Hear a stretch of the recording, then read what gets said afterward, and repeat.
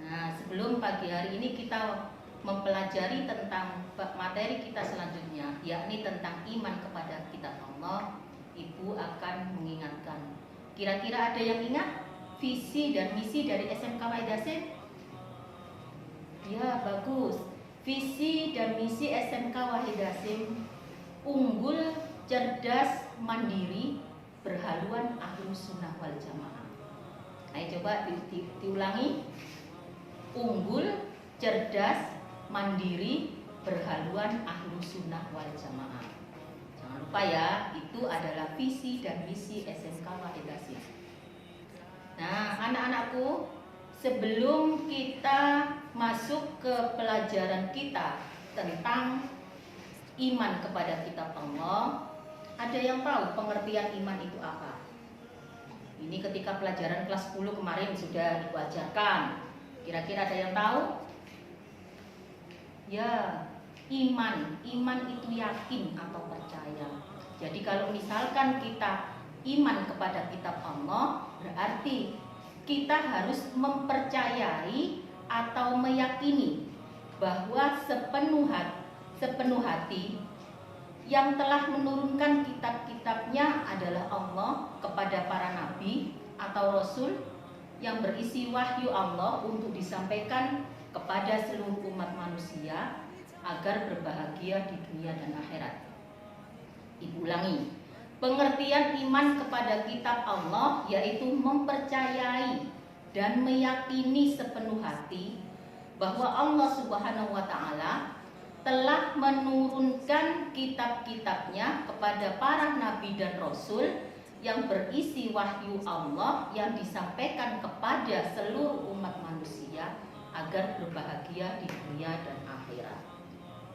Nah, iman kepada kitab Allah itu termasuk rukun iman yang keberapa? Ada yang tahu? Ya, yang pertama, rukun iman yang pertama itu apa? Ayo coba sebutkan.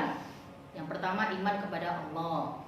Kemudian yang kedua, iman kepada kitab-kitab Allah. Benar apa salah? Salah ya, pinter. Jadi yang kedua adalah iman kepada malaikat Allah. Kemudian yang ketiga, iman kepada kitab-kitab Allah. Sedangkan rukun iman yang keempat, iman kepada Rasulullah. Rukun iman yang kelima, iman kepada hari kiamat. Dan rukun iman yang terakhir, yang keenam, yakni qadha dan qadar. Hari ini kita mempelajari rukun iman yang ketiga, yaitu iman kepada kitab-kitab Allah. Ada yang tahu perbedaan atau persamaan dari kitab dan suhuf? Siapa yang tahu? Mungkin. Jadi persamaannya dulu. Persamaan dari kitab dan suhuf adalah sama-sama wahyu dari Allah. Jadi bukan karangan nabi atau rasul.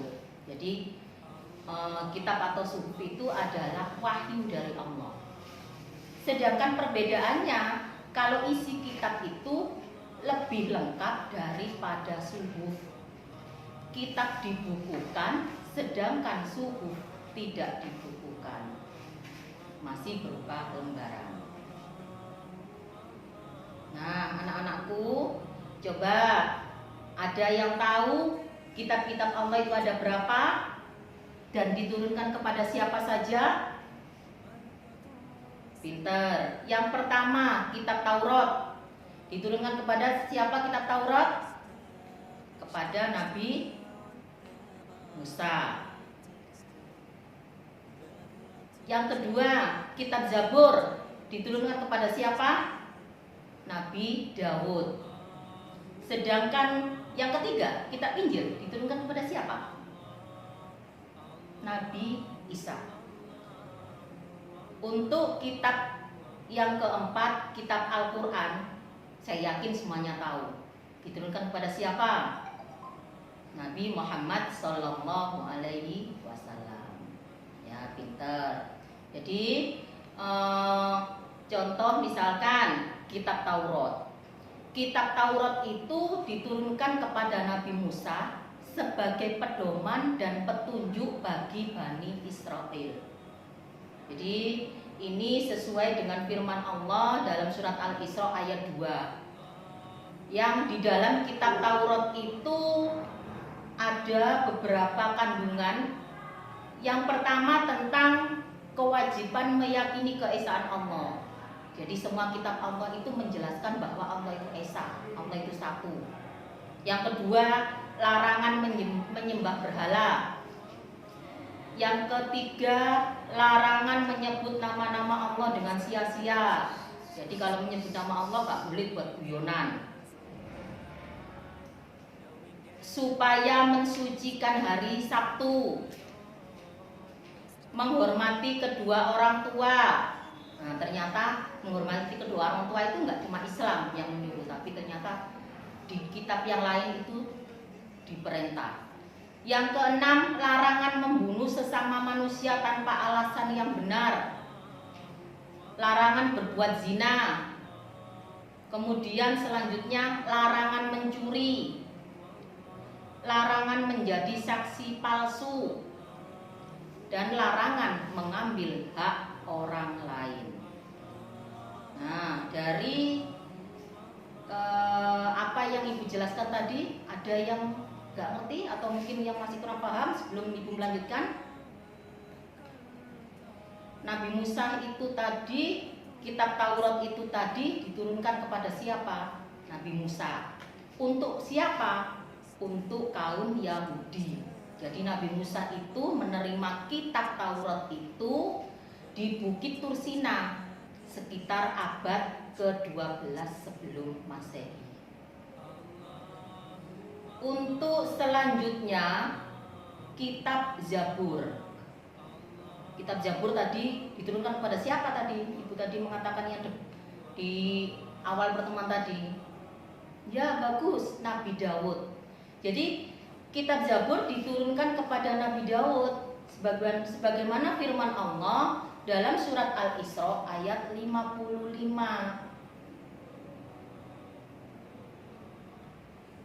Nabi Daud, kitab Zabur ini diturunkan kepada Nabi Daud di Yerusalem atau Israel sekitar abad 10 sebelum Masehi.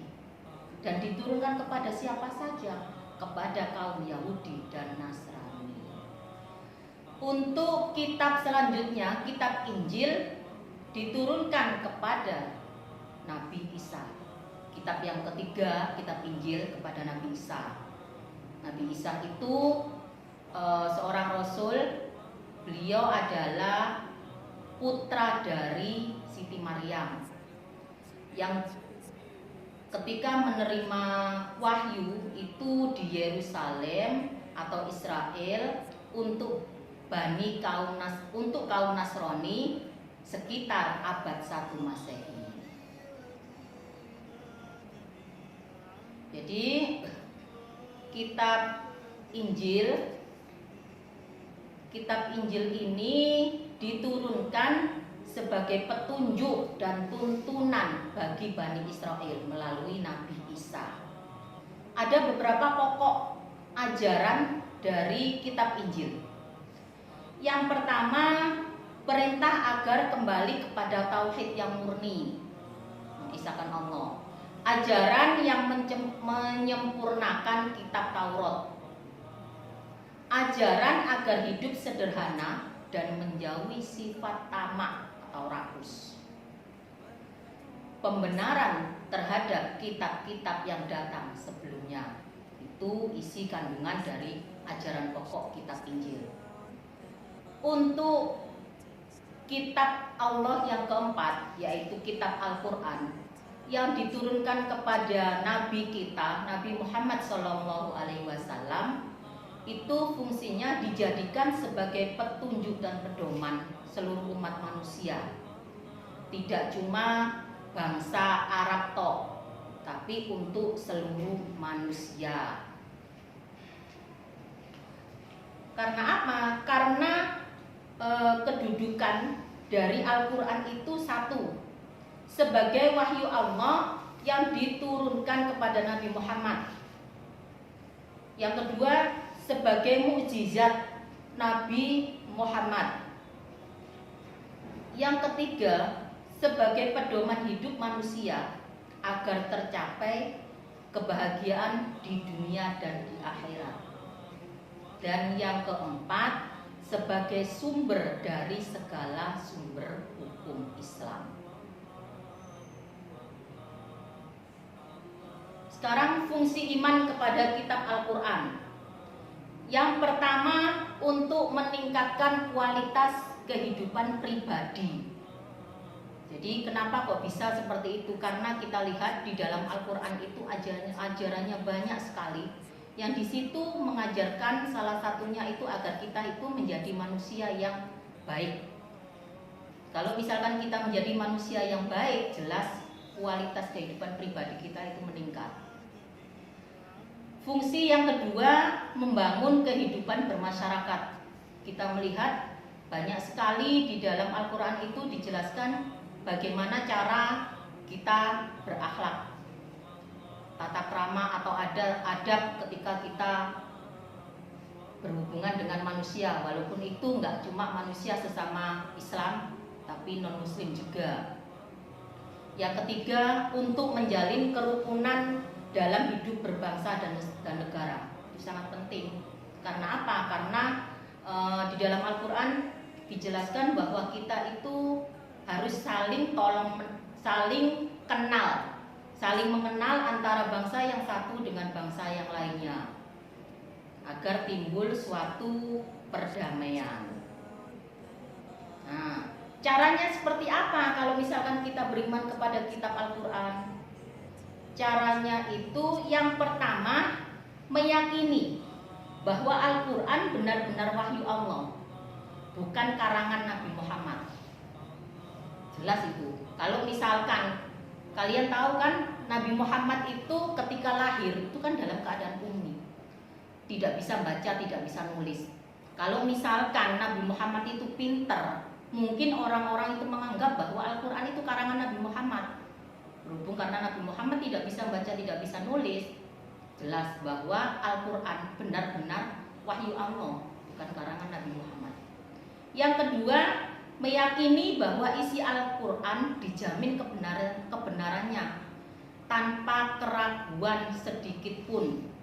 Kita bisa melihat bahwa mungkin kalau kitab-kitab yang lain kadang sudah tidak murni, tapi Al-Quran semua isinya itu sesuai sepanjang zaman.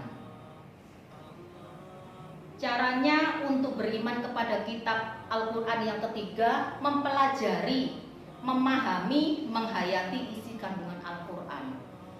Contohnya saja, misalkan untuk orang awam yang tidak bisa tahu makna Al-Quran, tidak tahu artinya apa-apa, cuma bisa membaca saja misalkan. Itu penting. Kenapa kok seperti itu? Ketika misalkan contoh saja, kalau seandainya Bu Titin itu nyuruh kamu, nak ambillah air dengan keranjang, yang keranjangnya itu bolong-bolong misalkan. Kira-kira mengambil air dengan keranjang itu dapat air tidak? Setiap mau ngambil, mau nyampe, habis di jalan karena bocor. Tapi ada satu yang kita tidak ingat, bahwa mungkin kita tidak mendapatkan air, tapi ada yang kita dapat, yaitu ketika kita mengambil air itu, keranjang itu bisa bersih. Yang semula kotor dimasukkan ke dalam air bersih. Sama dengan Al-Quran.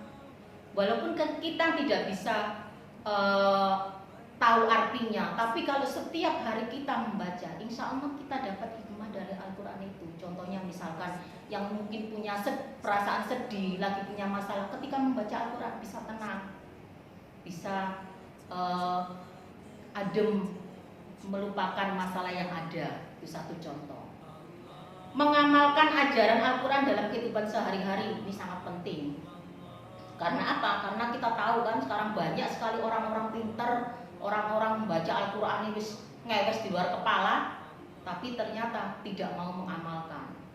Makanya sebagai anak-anak SMK Wahid Hasim yang setiap hari itu diajarkan setiap hari. Kalau misalkan kita 6:30 itu ada pelajaran tadarus yang biasanya dipimpin Pak Ubed, mungkin Pak Aksan, Pak Rauf atau apa, itu kita laksanakan terus dalam kehidupan sehari-hari. Walaupun nanti kita sudah lulus, walaupun nanti mungkin kayak sekarang pembelajaran lewat daring apa-apa, kalian tetap baca, itu nggak harus hanya di sekolah. Itu penting, ya nak ya.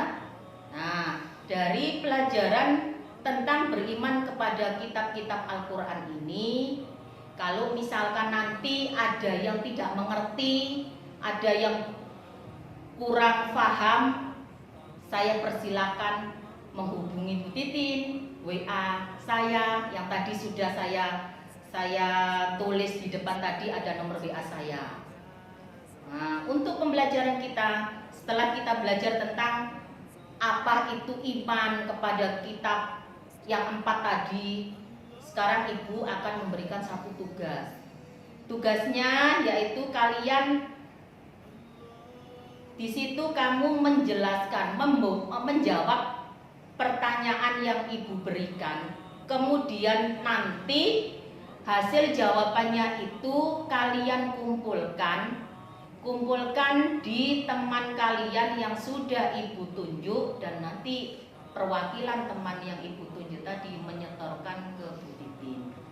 Dan ya, Ibu akhiri, semoga pembelajaran kita pagi hari ini bisa membawa manfaat, dan jangan lupa setiap hari Al-Qur'annya dibaca. Ya nak ya, Ibu akhiri. Wassalamualaikum warahmatullahi wabarakatuh.